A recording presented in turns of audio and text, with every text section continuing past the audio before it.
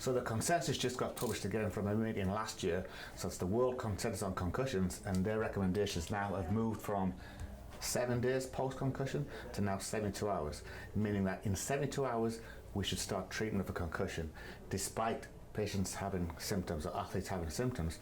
But there's still a lot of people in the community who think rest is the best thing for a concussion, and it's been proven that it's not. And I'll explain why. This is a brain cell. You've got your brain right here, and all these axons are going into the brain, and all of them have different lengths. In the concussion, you get some damage to one of these axons, and then you have a sudden drop in ATP, which is the energy source for the brain.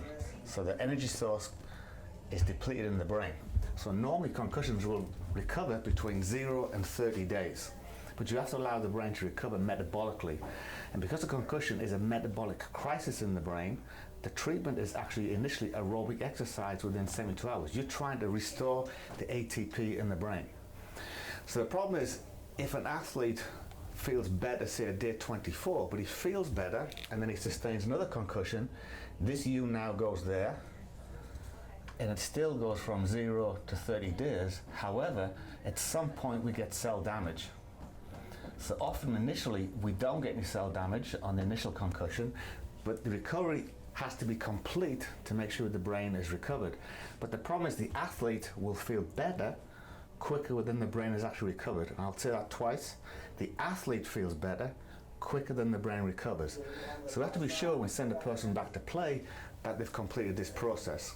Now, the problem is the research is quite clear that when you delay treatment, you push this recovery way back out, and that could be 45 days or 60 days, and some people have what's called persisting concussive symptoms, meaning that they've had weeks and weeks and weeks of symptoms. And we've had athletes that we've seen 4 months after concussion, still struggling, and they were told to rest because they still had symptoms. So the message really is that early intervention is the best thing for concussion. Be seen by someone who specializes in concussion, which we do, and it's someone that has technology. The technology makes the difference of how we decide if someone's ready to go back to play or not. And one of the big things for recovery is actually what the eyes do. So this is a pursuit. That's when eyes are following something, and this is a saccade when the eyes are going quickly. So when an athlete is at school and reads, it's a bunch of saccades. The eyes move in these jerky movements. But you can see these two eye movements use a huge amount of the brain. So really when we do eye testing, we can tell really how well the brain is doing. So we have unique technology here. This is an infrared camera. The athlete sits here, and then there's certain things moving on the screen, and then we can see exactly how an athlete's eyes are moving. And this is a circular pursuit following something going round. Again, ideally you would be spot on the line and both eyes would be in sync. This is a saccade with the quick moves, just like when somebody's reading, where the eyes are going quickly forward and back from a target. And this is simple fixation. Are the eyes actually bang on target? Now, if the eyes are moving well, that's a good indication that the brain is doing quite well. If the eye's not doing well, that brain has not recovered. And we're not saying it's an eye problem, we don't know where that problem is, it could just be the integration of the information. But the eyes are a window to what the brain is doing. However, this is not complete, because sometimes people's eyes are okay when they're focused on something, they stay together, so we can do some basic eye tests and the eyes look like they're doing a good job moving and following things. But we also have to test them in darkness. This technology here is another vestibular first. It tests eyes in darkness. We can see the eyes, but the athlete's in darkness. And then sometimes you may see, and when we go in darkness, one of the eyes is drifting a little bit, but when you're in light, it gets pulled back because it focuses.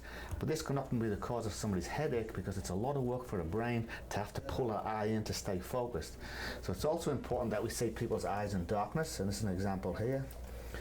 We're just observing this athlete right here, and we're trying to see, make sure both eyes are the same. You can see this left eye drifts in a little bit. So again, an indicator that the concussion hasn't completely recovered as far as the brain goes, but the athlete still may say they feel good. And if they go back to a position or somebody's going to clear them and we don't actually test the brain, then we're at the risk of this re-injury before the brain is finally recovered. The other thing that we know from concussions is that if you've had a concussion, the risk of musculoskeletal injuries is higher after the concussion. Ankle sprains, knee injuries, ACLs, that risk goes up if the recovery is not complete. Technology is the key, and technology tested when they first come in and continually test to make sure the recovery is happening, and then we can push the athlete back to sport as fast as we can, but safely. And that's the big key home.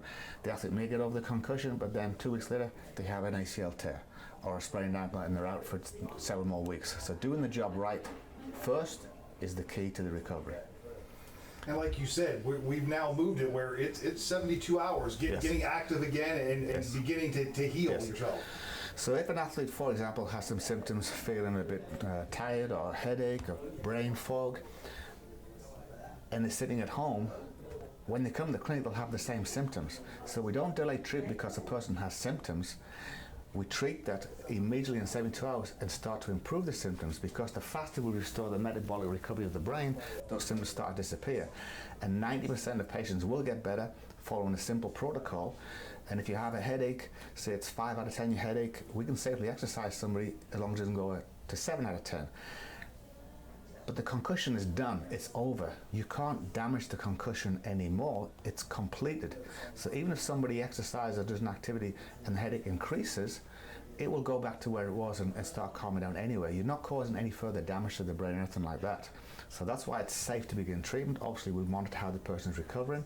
There's a set of protocols on the consensus statement, and we just follow the published protocol. But recovery starts in 72 hours despite an athlete having symptoms.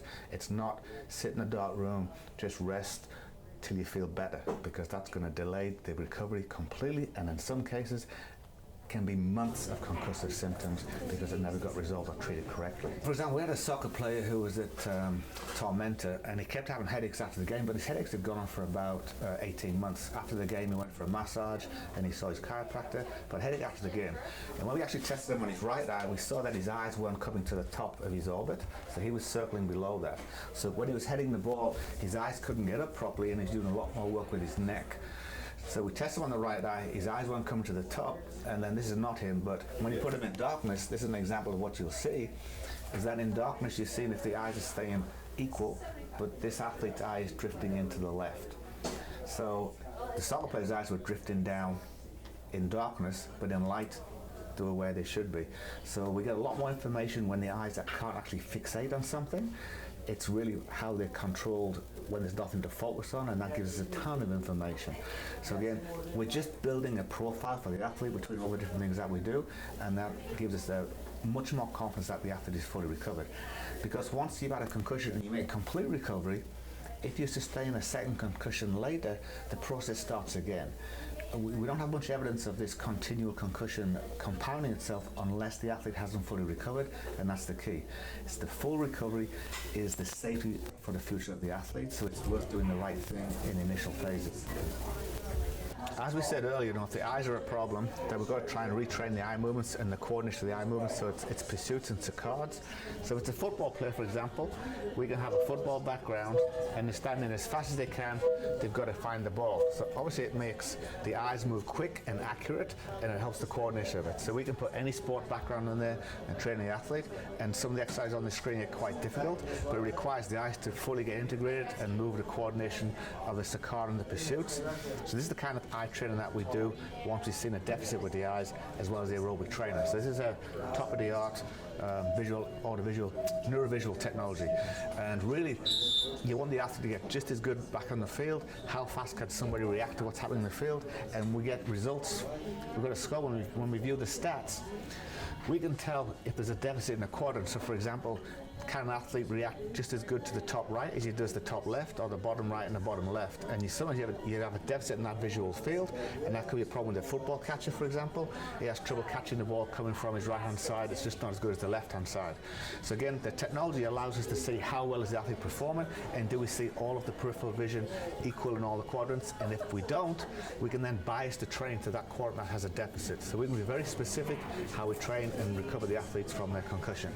So in fact, we have a biometrics lab here and biomechanics, and this is a force-plated treadmill, and we have avatar technology. So this is what we're talking about, that the increased risk of injury after concussion. So we have to make sure that the athlete's proprioception and the biomechanics are good.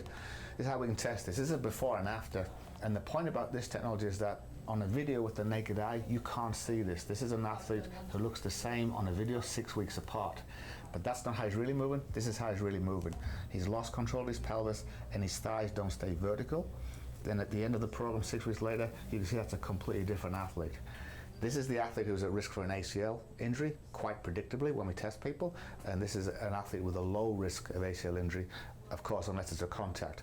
But again, you have a much higher injury rate after a concussion in the musculoskeletal system, meaning pulled hamstrings, groin, hip flexors, ankle sprains, knee pain, IT bound, all those things occur more frequently after a concussion if it's not rehabbed correctly. So again, technology is the key to really understand how people are moving, because just with the naked eye you would say, he looks good, he looks good. He does not look good. So this is a new program that we have on this machine. It's really quite exciting because this platform now, we can do lots of things with it. We can do lots of fast things to retrain an athlete after an injury to make sure they have symmetry. It's a bit like a electric bully you'd see in the bar where you don't know what it's going to do and the athlete tries to stay still.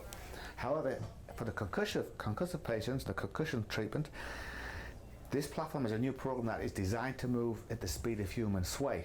And what that means is that the ankles can't really detect it. It looks like this. You'll see the platform is barely moving. Now, the platform is moving, and if my vestibular system is good, I will handle this movement quite easily. And so you should pretty much stay still. If the vestibular system is not working well, you'll see the patient swaying with the platform. And what we should see when we get the report is an inverted relationship between the platform and the athlete. So this kind of can prove to us if the platform does this, going forward and back, the athlete should be moving in an inverse relationship to that. And when we see that, we can say the athlete's doing pretty good. However, if we see a profile that looks more like that it begins to match the profile of the platform, we know their vestibular system hasn't recovered correctly. So this piece of technology is really, really fantastic because it gives a chance now to understand dynamically if the vestibular system is working well. But the vestibular system is the athlete's relationship to gravity. So if that's off, it's all off. So now you can see how that's why there's an increased risk of injury after the concussion if the recovery is not complete. So if you really want to protect the athlete, it's making sure that recovery is complete in all areas, eye movements, proprioception and vestibular. So all that information from the sensory side gets integrated, processed correctly, and then the athlete's in a much safer situation to return to sport.